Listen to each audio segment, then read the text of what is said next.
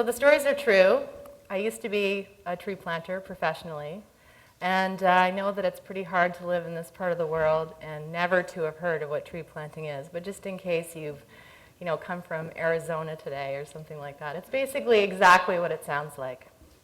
I got paid to deliver little seedlings into dirt, and I did that by hand with just a couple of rudimentary tools, just my 2 hands and my 2 feet to kind of power the whole thing. Most of the time, I did this job in places where the wood had been harvested, mostly by multinational logging corporations, and mostly in a process that we know kind of controversially as clear-cut logging. And although I certainly did learn a lot about regeneration and regrowth and all those things, I probably learned a whole lot more about falling down and learning how to get back up again, and about eating dirt, and about the value of sometimes of asking uneducated questions. I got my start planting trees when I was just a teenager. I was 19, and I had this roommate in university who would go out to the cup blocks every summer, and she would return in the fall with this crazy farmer tan and these bug bites all over her arms, and the lenses of her glasses scratched over from her time in the field. And she told me these really crazy stories about all the woodland gypsies that she had spent her summers hanging out with. And I think there must have been some part of these stories that had a real subliminal tug for me. I can't even really say today why it was. I decided I just had to try it. But I think if I had known what I was getting myself into before I went, I never would have said yes. I think what I anticipated was something kind of environmentally altruistic. I'm actually not too sure what I had fantasized about, but it probably looked something along the lines of this.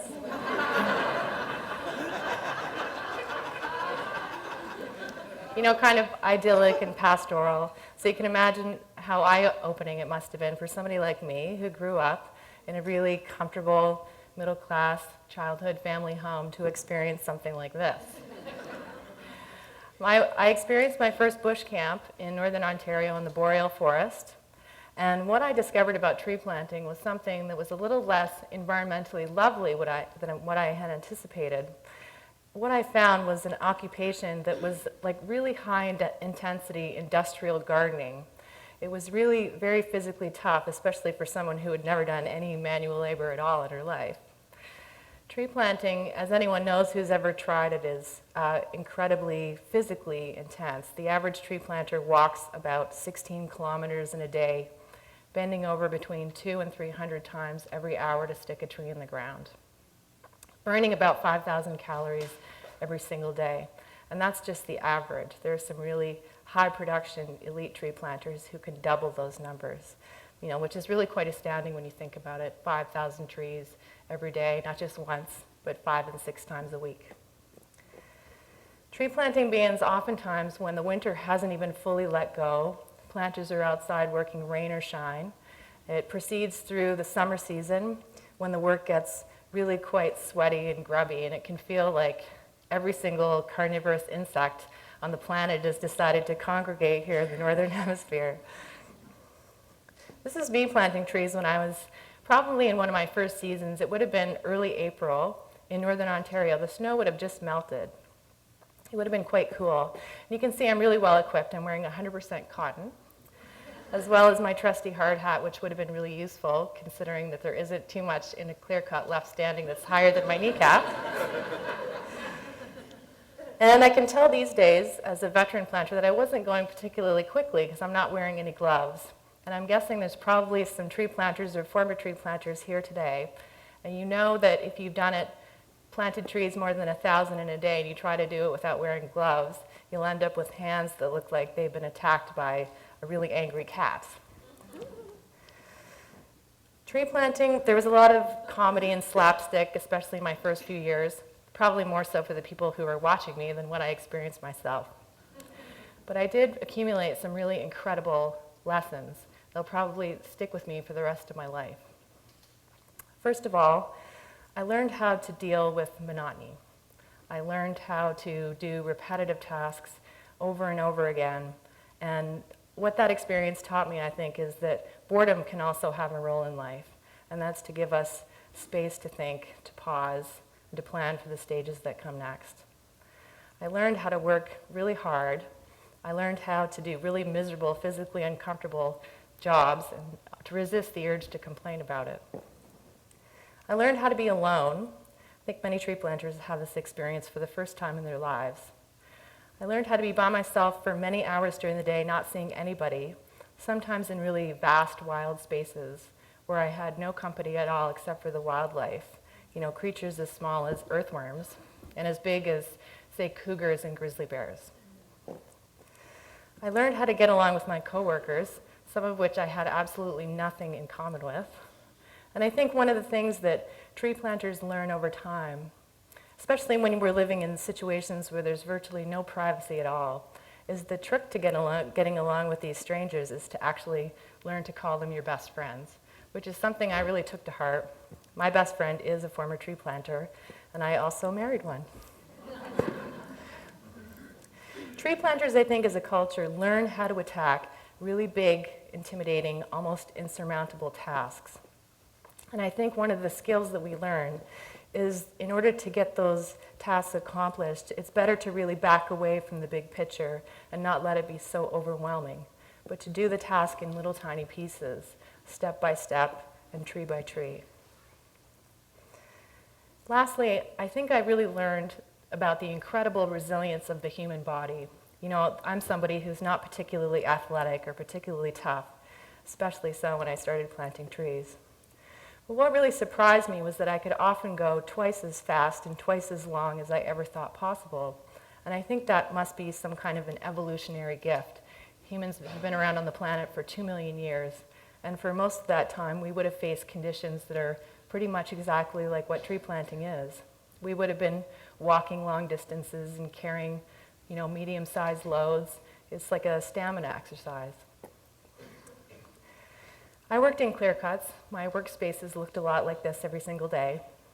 And as you can probably tell from a lot of the images that have been streaming by, they're really jagged and sharp landscapes. In many ways, tree planting is the business of, wiping out at all hours of the day and learning how to get back up again. I think tree planters probably have a fairly semi-hostile relationship with their workplaces. I know I certainly did. But once I had retired from tree planting, I began to think about clear cuts in a different way. I came to see them almost like collision sites between two species, with human beings on the one hand and trees on the other.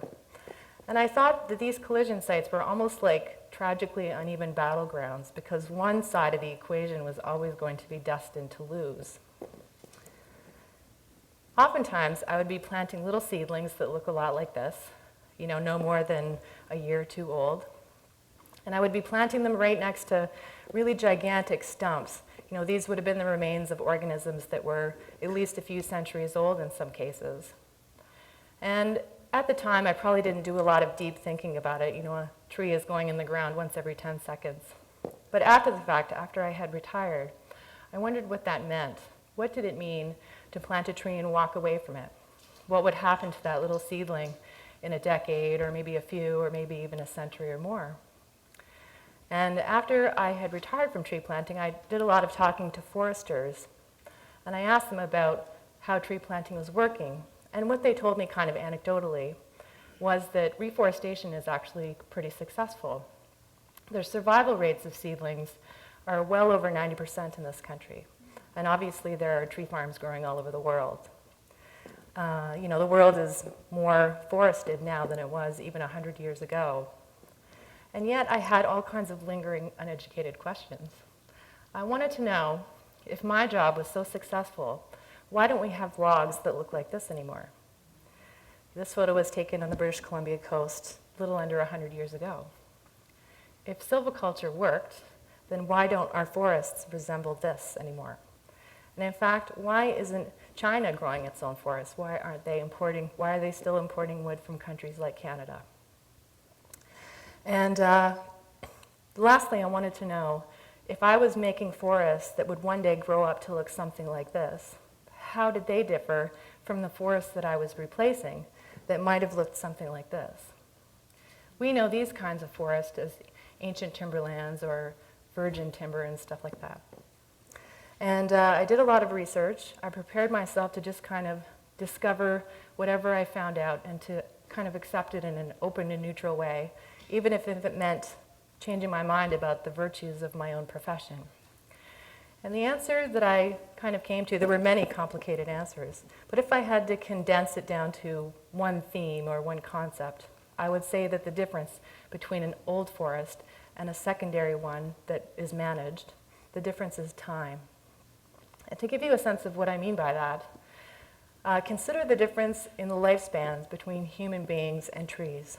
A human being lives for around about a century, a little less.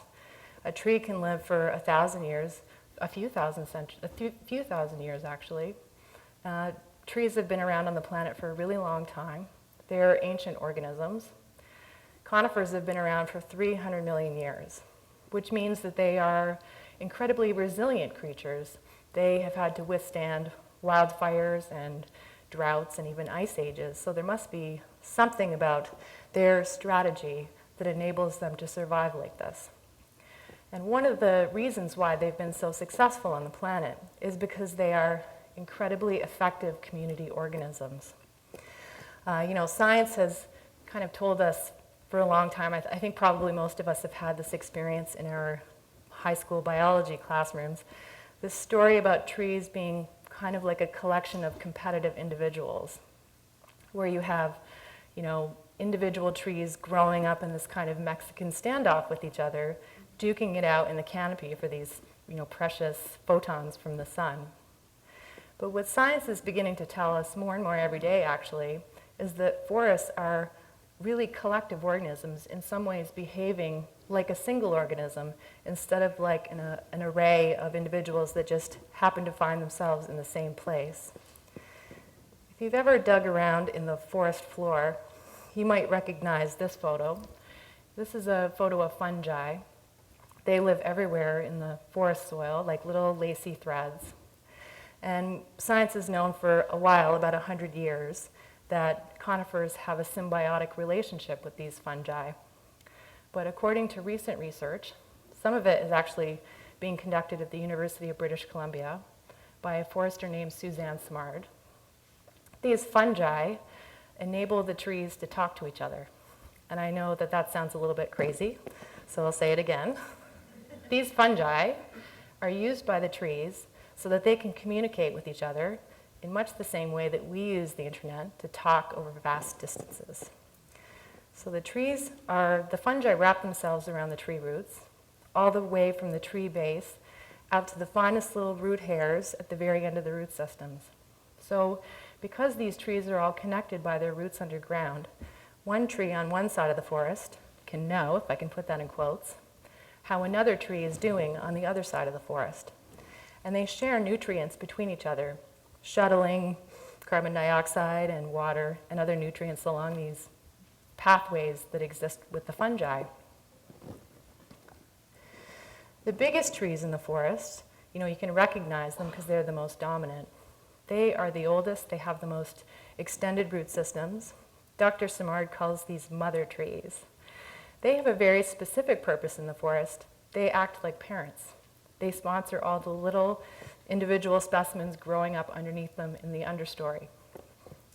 Of course, because they're the most dominant trees in the glade, you can imagine they're also the most attractive when it comes time to take out the spray paint and the surveyor's ribbon and ultimately the chainsaws. But you can imagine what it would do to the health of a forest to remove these specimens. What we end up with is a bunch of orphans left in the understory. A tree like this, when it reaches the end of its life, instead of hoarding its resources, it will begin to give them away. It knows, as do all the other trees that surround it, that it's dying. And I don't want to anthropomorphize too much, but I think that's a really wonderful metaphor. What if we had similar kinds of strategies inbuilt into our social systems so that we had modes for taking care of our most resource-deficient members and nurturing our young people? And not just young people who are in our immediate families, but the young people all around us. I just love this photo. To me, those little seedlings look like little waving hands. I once worked for a forester who said to us, you guys aren't just planting these little twigs with green stuff growing on them, or you're handling little baby organisms. And I had never thought about it that way. And he said, your job is to find them new homes that have to last them for 100 years. And I've always wondered since then, what would happen if at the end of 100 years, we stopped to think about what it was we were doing when we convert a tree into a log. Wood is the guts of a creature that once consumed photons for its energy source. What if, at the end of that 100 years, or however long that tree was left to grow, we stopped to consider how it was we sold wood? Instead of liquidating it to the highest bidder, we treated wood like a prized commodity. It's not like wood is ever going to go out of fashion. It's been used for building and home decor for 10,000 years. And what if, at the end of the 100 years, the forests weren't managed by foreign multinationals, but they were managed by us, by the people who have to live in the shade of those trees? And what if, at the end of the day, when it came time to cut these little trees down, we just didn't. We just let them grow. Wouldn't that be a great gift for the kids of tomorrow? Thank you very much.